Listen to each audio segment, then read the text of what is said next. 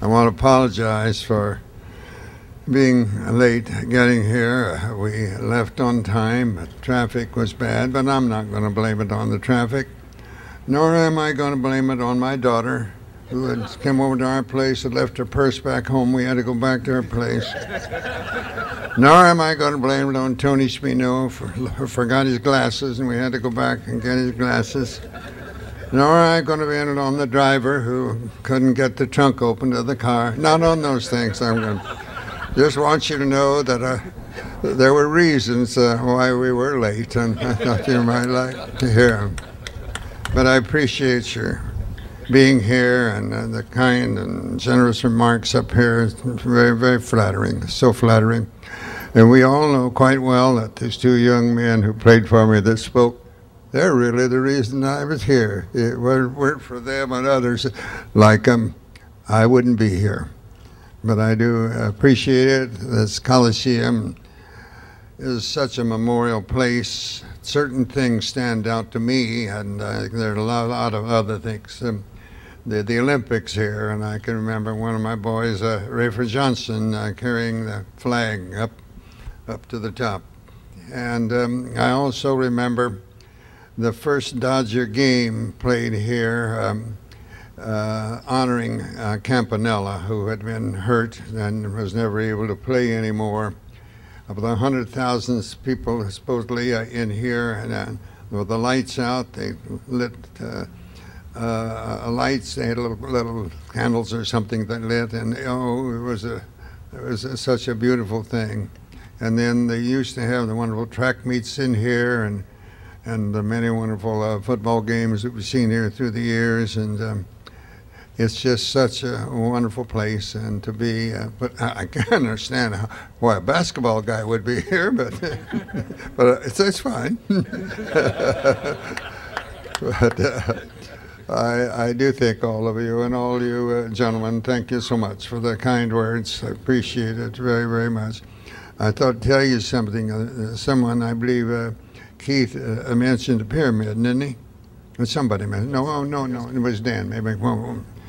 Anyway, many, many years ago, one of my players, who's present here today, was asked what he thought about the pyramid. And he said, when I first heard Coach Wooden speak on the pyramid, I thought it was the corniest thing I'd ever heard. Before I got out of school, I found it to be rather meaningful. But it wasn't until years later that I found out what it really meant. You remember who that was, KAREEM? You remember who said that?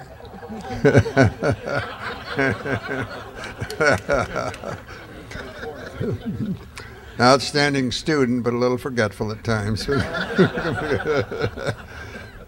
But I've been a very blessed person throughout my life. So many, responsible to my parents, of course, to begin with, parenting being the most important profession in the world. And then family, I've been blessed here in California with my two children, Nancy here, my daughter, who means so much, and Jim, my son, and my 7 grandchildren, and my 13 great-grandchildren at the present. And I've been so blessed that they're all stayed close where I can see them all regularly. And then there's so many other things. When I was asked a couple of years ago, when I was speaking for I was actually speaking for Costco, and at the conclusion on the remarks or questions, one person said, Coach Wooden, are you afraid of death? I said, a rather odd question to ask a 95-year-old man. But I said, I'm not afraid of it. I said, I'm not going to intentionally hurry it up, but I'm not afraid of it. When you stop and think how blessed I've been all my life with wonderful people, students.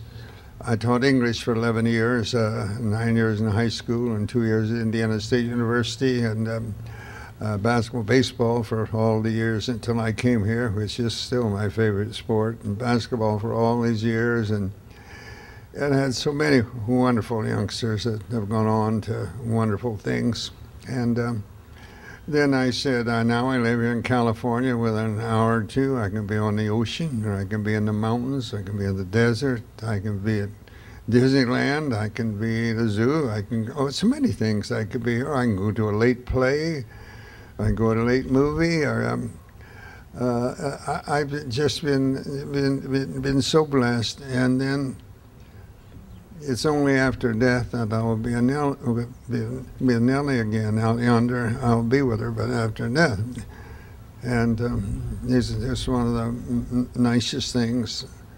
One of my players was there, and he knows I love verse, and I try to write, but as one of my granddaughters said, "You don't write poetry. You're just a rhymer." You know, I guess that's it. But one of my players, on that one word that I used, yonder, about 2 or 3 days later, I got a poem from him entitled Yonder. And he said, "Once I was afraid of dying, terrified of ever lying, petrified of leaving family, home, and friends. Thoughts of absence from my dear ones brought a melancholy tear once, and a dreadful, dreadful fear of when life ends. But those days are long behind me. Fear of leaving does not bind me, and departure does not hold a single care.